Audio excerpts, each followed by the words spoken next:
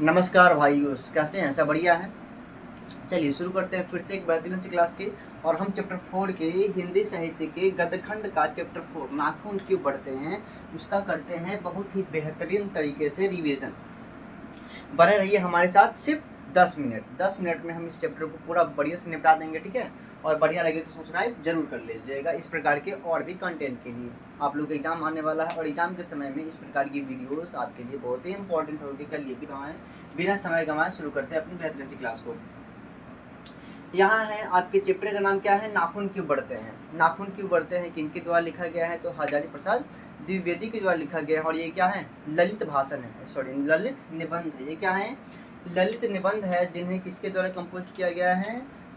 तो लिखा गया है हजारी प्रसाद द्विवेदी के द्वारा, जिनका जन्म हुआ था 1907 में बलिया छपरा में, ठीक है, यूपी पर।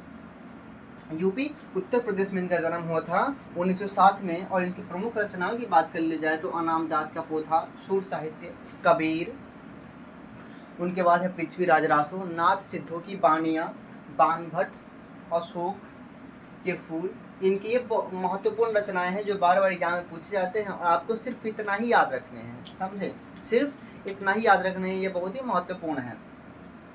अब इनके सम्मान और साहित्य की बात कर ले जाए तो आलोक पर्व इनका एक रचना है। आलोक पर्व इनका एक रचना है। हमने यहाँ पे ना लिख के यहाँ पे लिख दिया है आलोक पर्व। आलोक पर्व पे इन्हें मिला है साहित्य अकादमी पुरस्कार। क्या मिला है?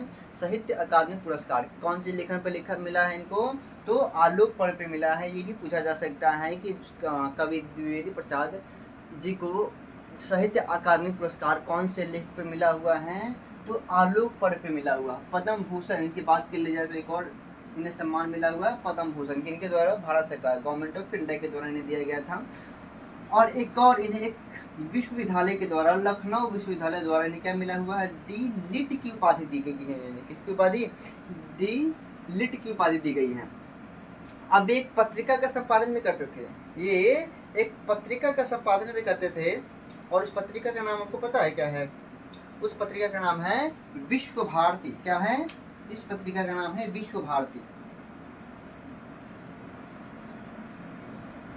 इनकी पत्रिका का नाम है विश्व भारती, ठीक है। तो अभी अभी हमने क्या देखा? इनका जन्म हुआ था 1907 छपरा बलिया उत्तर प्रदेश में। इनका नाम क्या है? हजारी प्रसाद द्विवेदी। और इनकी प्रमुख रचनाएं क्या है? अनाम दास का पोथा, सुर साहित्य, कबीर, बाणभट्ट की आत्मकथा, अशोक के फूल, पृथ्वीराज रासो, नाथ सिद्धों की बाणियाँ। इनके हमने सम्मान और साहित्य की बात की तो आलोक पर्व पे इन्हें साहित्य अकादमी पुरस्कार मिला हुआ है।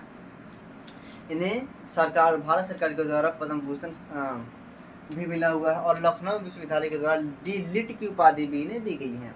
अभी तक हमने ये देख चुका है। अब इनकी पत्रिका की बात कर ले जाए तो हमने देखा कि ये एक पत्रिका का संपादन करते थे। उस पत्रिका का नाम क्या है? विश्व भारती। पत्रिका का नाम क्या है? विश्व भारती। ये पाठ हजारी प्रसाद द्विवेदी के द्वारा लिखा गया है।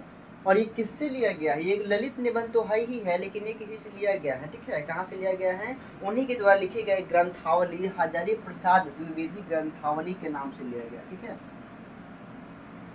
हजारी प्रसाद द्विवेदी ग्रंथावली।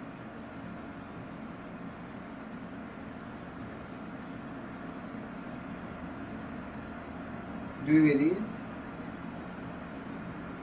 ग्रंथावली से लिया गया है यह पाठ, जो कि एक ललित निबंध है और इंसानों के नाखून बढ़ने से रिलेटेड है ना। लेखक हमें नाखून बढ़ने और उसे काटने को लेकर ये बताते हैं कि हम बढ़ रहे हैं, विकास कर रहे हैं और अपने पशुता को फुलाना चाहते हैं ना।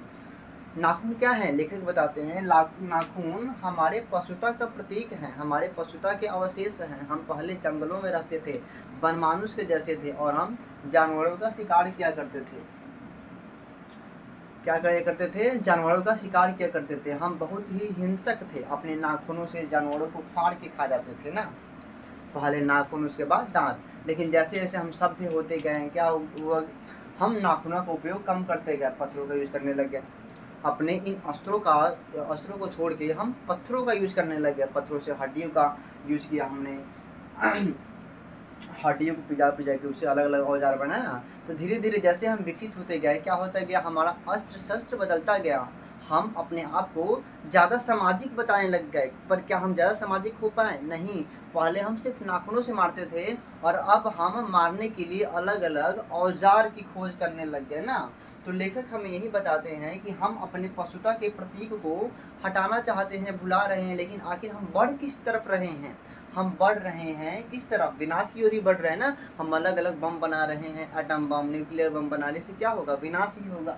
इससे क्या होगा? विनाश ही होगा। तो इसी को ध्यान में रखते हुए लेखक ने नाखून क्यों बढ़ते हैं एक बहाना देकर मानव की पशुता और जब एक सामाजिक ढंग में कैसे ये होता है, ठीक है, उसको निरूपित करते हैं। नाखून का काटना क्या दिखाता है कि हम अपने आप को एक सामाजिक मानव और बढ़िया सा इंसान प्रदर्शित कर रहे हैं ना। हम जानवरों से अपने आप को ऊंचा प्रदर्शित कर रहे हैं और ये जो नाखून है क्योंकि हमारे पशुता का प्रतीक है तो इसीलिए हम इसे हटा रहे हैं। हम दिखा रहे हैं कि हम क्या हो गए हैं? अब सामाजिक हो गए हैं। हम अब सामाजिक प्राणी हो गए हैं, ठीक है। तो यही बात है। अब अभी हमने कहा कि हमने हड्डियों से क्या बनाया? औजार बनाया। तो आपके एग्जाम में एक सवाल पूछा जाता है कि दधीची मुनि की हड्डियों से क्या बना हुआ था? इनकी हड्डियों से बना हुआ है जो आपके भगवान इंद्र हैं, इंद्र के वज्र। दधीची मुनि के हड्डियों से इंद्र के वज्र बना हुआ है, ठीक है। तो इस चैप्टर में जो भी महत्वपूर्ण प्रश्न थे हमने उसको बहुत ही कम समय में देखा है, बहुत ही कम समय में रिवीजन किया है, जो कि एग्जाम के लिए बहुत ही इंपॉर्टेंट है और आपके समय को भी बचाने वाला है। तो वीडियो अच्छा लगे तो लाइक जरूर कीजिएगा और सब्सक्राइब जरूर कर लीजिएगा इस प्रकार के और भी कंटेंट के लिए। अगर आपको इस चैप्टर का फुल एक्सप्लेनेशन चाहिए तो कमेंट में जरूर बताएं। जय हिंद, जय भारत।